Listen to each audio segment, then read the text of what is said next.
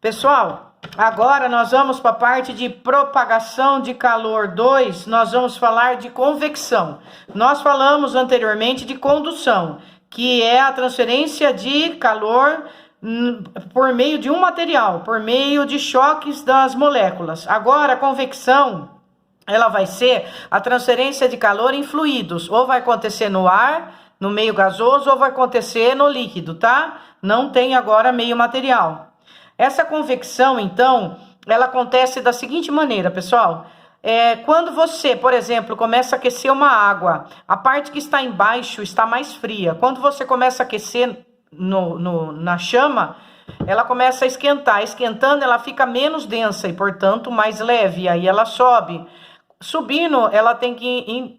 Quem está em cima tem que dar lugar para ela subir. E quem está em cima está mais pesado porque está mais frio e mais denso, desce. E assim sucessivamente. Isso acontece com os líquidos e é a mesma coisa com o ar, tá bom?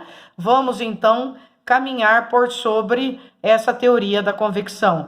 O aquecedor elétrico, ele, quando é usado nas temperaturas frias, ele deve ficar no lugar baixo da residência, porque o ar quente sobe e o ar frio desce. Ao contrário, o condicionador de ar, quando a temperatura está mais quente, ele deve ser colocado no alto na casa, porque o ar frio ele é mais pesado e ele desce, tá bom?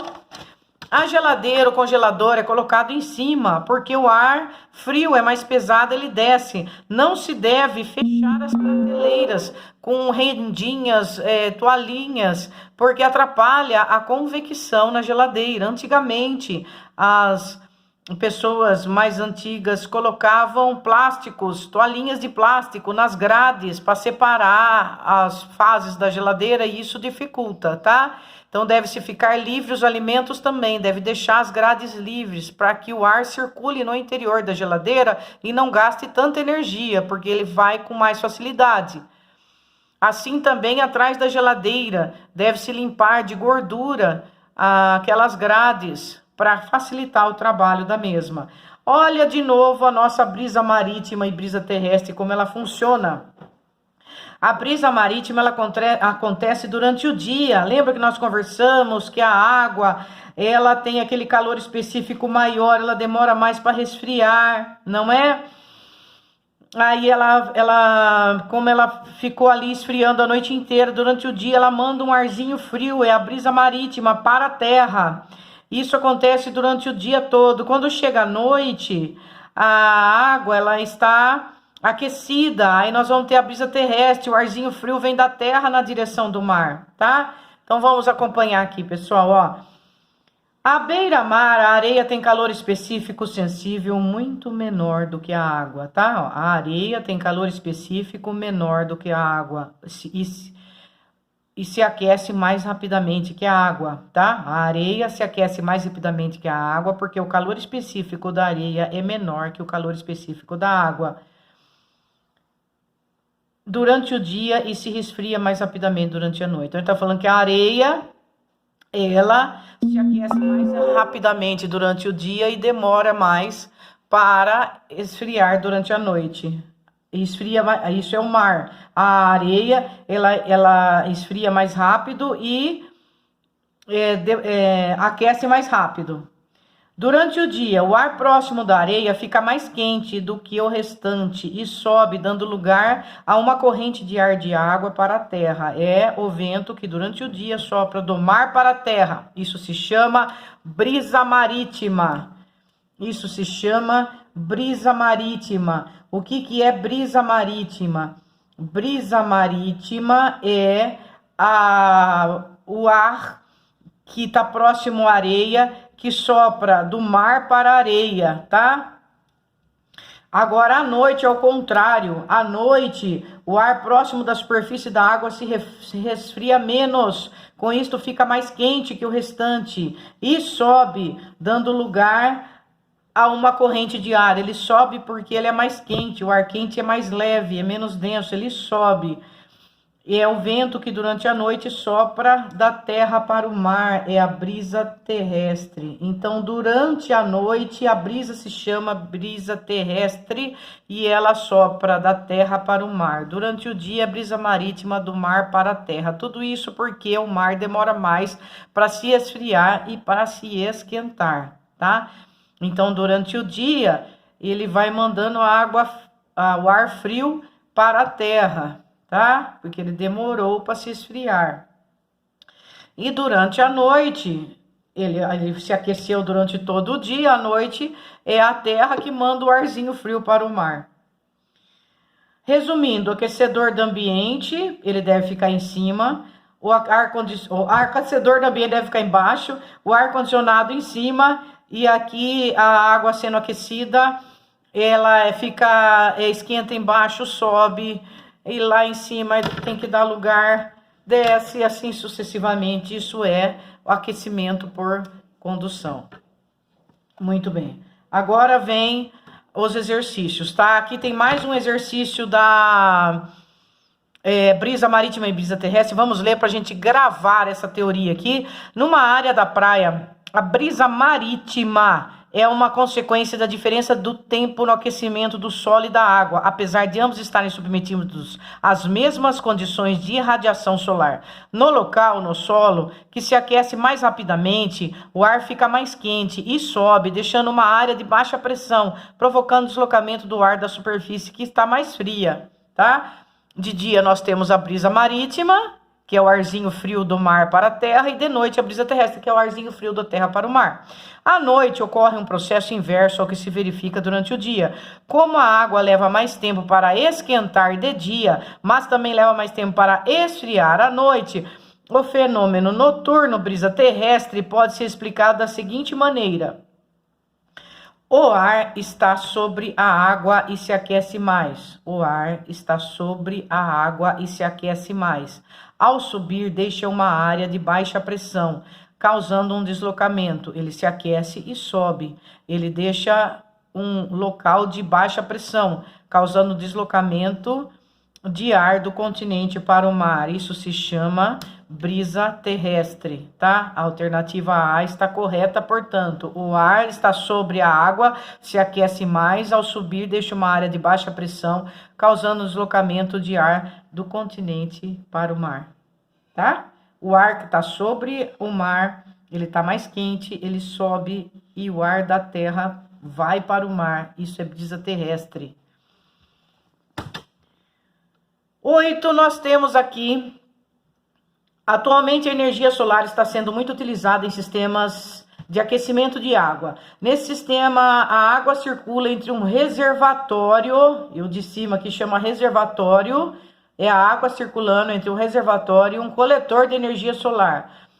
Para o perfeito funcionamento desse sistema, o reservatório deve estar em um nível superior ao do coletor, como mostrado na figura. No coletor, a água circula através de 2 canos horizontais ligados por vários canos verticais e retorna ao reservatório por convecção.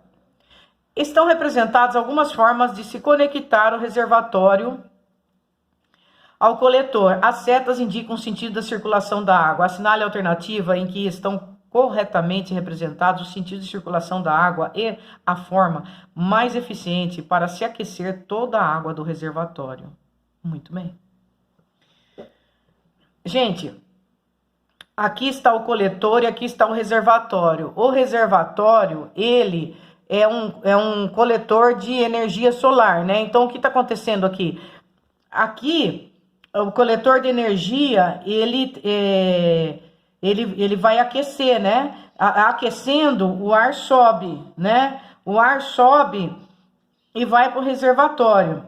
No reservatório, aqui, nós temos o que vai acontecer por convecção, que a água, ela vai circular no coletor e vai subir. Quando ela sobe aqui, o que acontece?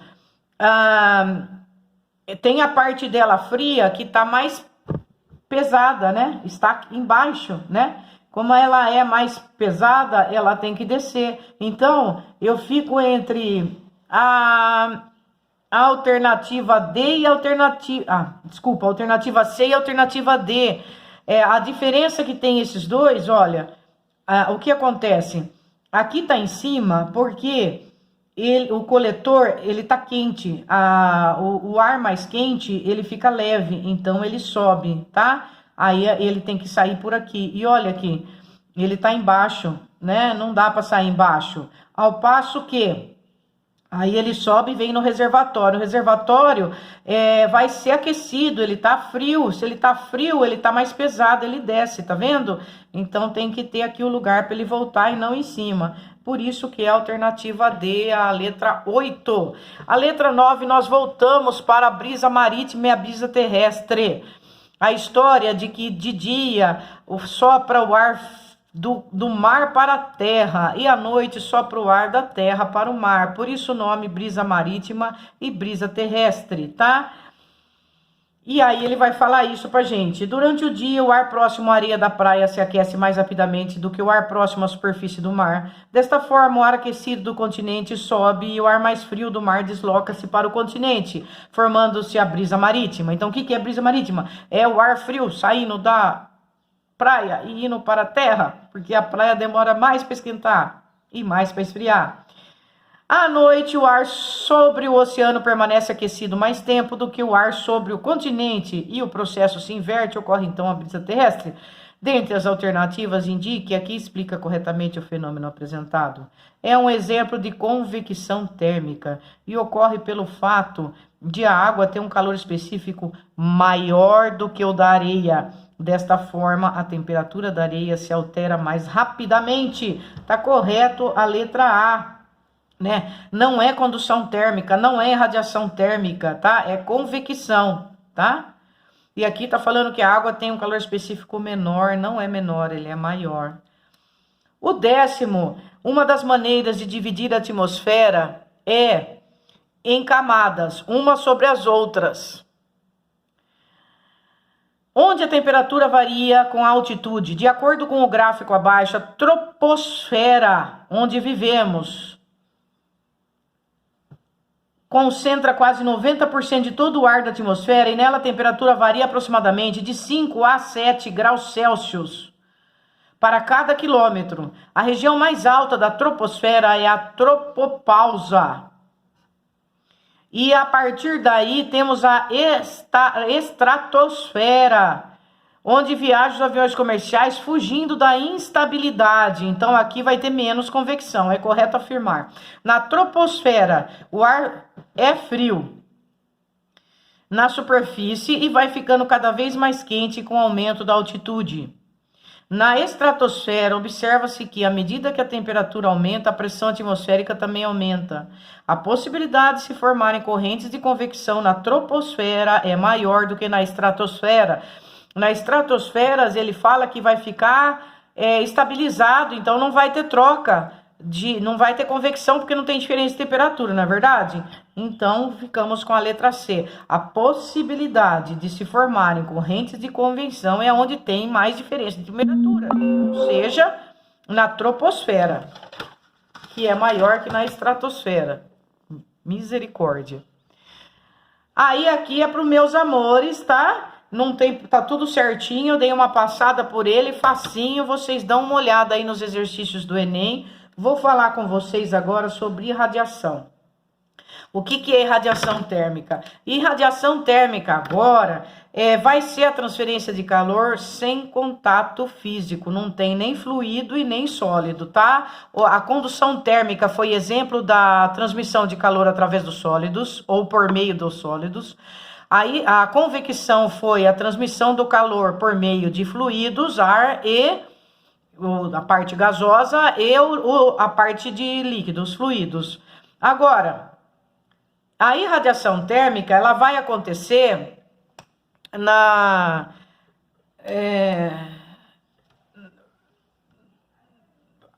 por meio do ar, por exemplo, é o processo de transmissão de calor através de ondas eletromagnéticas, ondas de calor. A energia emitida por um corpo, energia radiante, se propaga até o outro através do espaço que os separa, né? Sendo uma transmissão de calor através de ondas eletromagnéticas, a radiação não exige a presença do meio material para ocorrer, isto é, a radiação ocorre no vácuo e também em meios materiais. Então, aqui na Terra, nós vamos ter a irradiação se propagando pelo ar, né? Entretanto, não são todos os meios materiais que permitem a propagação das ondas de calor através da Terra. Todas as energias radiantes transportadas por onda de rádio, infravermelha, ultravioleta, luz visível, raio-x, raio gama, etc., pode converter-se em energia térmica por absorção. Porém, só as radiações infravermelhas são chamadas de ondas de calor, tá? O ser humano é homeotérmico. Lembra daquele exercício do réptil e da gente? Possui a capacidade de manter a temperatura corporal dentro de uma faixa razoavelmente estreita, apesar das variações térmicas do ambiente. O equilíbrio térmico é conseguido através do balanço entre a perda e a produção da aquisição de calor. O corpo humano troca de calor com o ambiente através de 3 processos básicos, né? Que nós vimos. A condução, que acontece nos sólidos, a irradiação, que aqui acontece no vácuo e no gás, né, no ar, e a transpiração.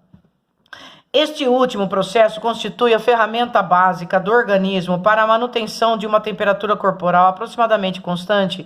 Ele é disparado não apenas quando a temperatura externa é maior do que a temperatura corporal, mas quando o corpo gerado internamente devido à realização de atividades físicas demanda um aumento de taxa com que o corpo perde calor para o ambiente. Parte da energia liberada pelo funcionamento normal dos órgãos internos e pelos músculos durante a atividade física é a energia térmica. Uma pessoa em repouso libera a cada segundo uma quantidade de calor correspondente a cerca de 90 joules. Isso aqui lembra daquele filme legal pra caramba, O Predador. Curti pra caramba esse filme.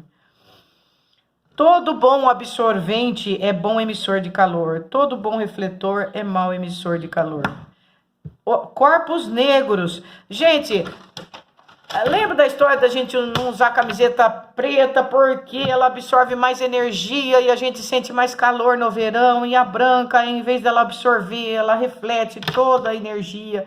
E daí a gente não sente aquele incômodo, tá bom? É isso daí do corpo negro. A garrafa térmica. A garrafa térmica é uma beleza. Ela tem exemplo de condução, convecção e irradiação. As garrafas térmicas são recipientes destinados a impedir a troca de calor para o seu meio ambiente. A garrafa térmica são constituídas basicamente de um vaso de vidro com paredes duplas distanciadas entre si de 1 centímetro. No processo de fabricação, o ar é retirado parcialmente, pois é impossível obter o vácuo perfeito do espaço entre as paredes através de um orifício que a seguir é selado. Com isso, reduz-se consideravelmente a transferência de calor, tanto por condução como por convecção. Para que seja mínima a transferência por radiação, as superfícies das paredes são revestidas de prata, o que as torna altamente espelhadas. Assim, as radiações são refletidas, tá? Ele é um bom refletor, olha lá, aqui na página anterior, falando com a gente, ó, aqui. Corpos negros são absorventes e corpos claros são bons refletores. Todo bom refletor é mau emissor. Todo bom absorvente é bom emissor de calor. Como o vidro é muito mais frágil, o vaso é acondicionado em um recipiente de metal ou plástico. A rolha para fechamento da garrafa é geralmente oca e feita de borracha ou plástico, que oferece um bom isolamento térmico, tá? E isso é para segurar umas 6 horas, eu acho, no máximo, né? Porque depois é impossível não ter perda. As estufas. Estufa é o interior do carro, quando você deixa ele no sol, que maravilha, né? Você entra numa verdadeira estufa. A estufa de plantas é constituída de paredes de teto de vidro, ela é um bom exemplo de irradiação. Essa radiação solar é absorvida pelas plantas e demais objetos no interior da estufa, sendo reemitida sob forma de raios infravermelhos. Fica refletindo dentro do ambiente e demora para escapar. Ocorre que o vidro é opaco ao infravermelho, impedindo a sua saída e mantendo o interior da estufa mais quente que o exterior. Na Terra, também ocorre o efeito estufa devido à sua atmosfera. Durante o dia, a Terra recebe radiação do Sol, que atravessa a atmosfera e aquece a superfície. A presença de vapor da água e do dióxido de carbono na atmosfera impedem que à noite a Terra perca uma quantidade exagerada de calor para o espaço, que não acontece em outros lugares, que durante o dia é um calor extremo e durante a noite é um frio infinito. Como, por exemplo, o nosso universo, né? A inversão térmica que acontece nas grandes cidades, né, gente? Em virtude da poluição, né? Não consegue trocar. Você já imaginou São Paulo? Olha lá. Nas grandes cidades, a convecção é um fenômeno muito importante para a dispersão dos poluentes da atmosfera. Estando os gases eliminados pelos veículos automotores e pelas indústrias mais quentes que o ar das camadas superiores, ele sobe e se dilui na atmosfera. No inverno, entretanto, é comum o ar poluído próximo ao solo estar mais frio que o ar puro das regiões mais elevadas, então deixa de ocorrer a convecção, aumentando a concentração dos poluentes. Essa ocorrência recebe o nome de inversão térmica. Aí vem alguns exercícios, vamos dar uma olhada em 2 exercícios e depois por meus queridos. 15º, um expressivo polo de ferro gusa tem se implantado ao longo da ferrovia do Carajás, na região do sudeste do Pará, o que ensejou um aumento vertiginoso na produção de carvão, normalmente na utilização de fornos conhecidos como rabos quentes, que a foto ilustra. Além dos problemas ambientais causados por esses fornos, a questão relativa às condições altamente insalubres e desumanas a que os trabalhadores são submetidos é preocupante.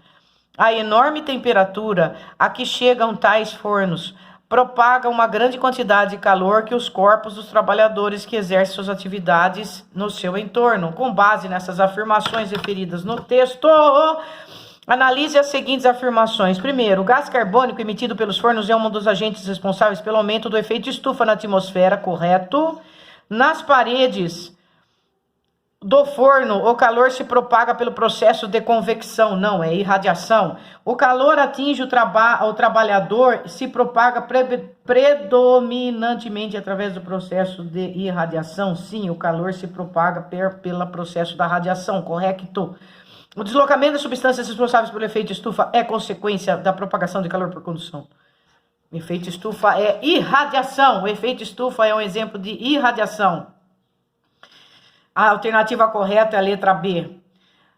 16. A transmissão de calor entre os corpos pode ocorrer em 3 processos diferentes. Sobre esses processos, considere: as trocas de calor por irradiação são resultantes da fragmentação dos núcleos de átomos instáveis num processo também conhecido por radioatividade.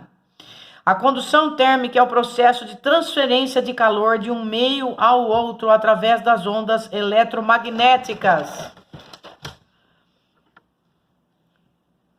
Não pode haver propagação de calor nem por condução, nem por convecção, onde não há meio material. Correto. Não pode haver propagação de calor, nem por condução, nem por convecção. Eles precisam de meio material. A condução e a convecção. A condução no sólido e a convecção nos fluidos. O fenômeno da inversão térmica ocorre mais frequentemente no inverno e acentua a poluição, já que não ocorre convecção. Perfeito, alternativa correta 3 e 4. 17º, o efeito estufa, processo natural de aquecimento da atmosfera, é essencial para a existência da vida na Terra. Em tal processo, uma parcela da radiação solar refletida e da radiação térmica emitida pela superfície terrestre interagem com determinados gases presentes na atmosfera, aquecendo-a. O principal mecanismo físico responsável pelo aquecimento da atmosfera devido à ação do efeito estufa resulta da absorção por certo gás da atmosfera por parte da radiação ultravioleta recebida pela Terra, reflexão por certos gases da atmosfera da radiação visível emitida pela Terra, absorção por certos gases da atmosfera da parte da radiação infravermelha. proveniente da superfície da Terra e reflexão por certos gases da atmosfera na parte de radiação. Aquecimento, gente, aquecimento é a absorção, tá? Aí ele fala certos gases da atmosfera de parte da radiação ultravioleta ou parte da radiação infravermelha, né? O que nós vimos ali anteriormente. Então, a resposta correta é a letra C. E assim, nós demos uma olhada nas aulas 9 e 10, que foi a propagação de calor por radiação e a propagação de calor por convecção, tá bom? Depois dessa aula 9 e 10, vou pedir para vocês, por favor, fazerem os exercícios do Enem. E aí, tá encerrada essa parte de condutividade térmica por condução, irradiação e convecção. Um abraço, pessoal.